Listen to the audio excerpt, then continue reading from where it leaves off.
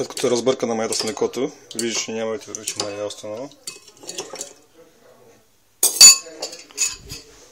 Забравя да кажеш, че ви трябва и 2 лъжици кисело млеко.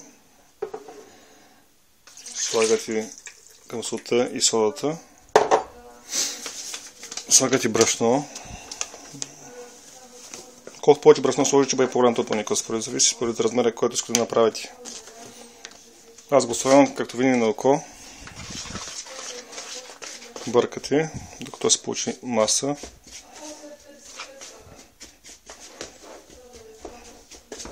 Ето, даже вече почна да стана трохи, значи и трябва още малко млеко. Тъй като млекото е свършило, ще трябва да сложите малко вода, хладка вода, малко олио, 2 яйца, 3, според зависи възможности. Аз имам цяла кутия, така че мога да слагам колкото им дойде.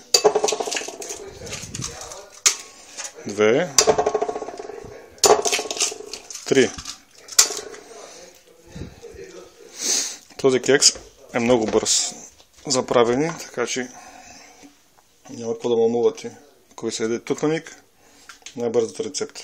2 лъжици кисело млеко и яйцата кисело млеко, остана брашното с сиренето.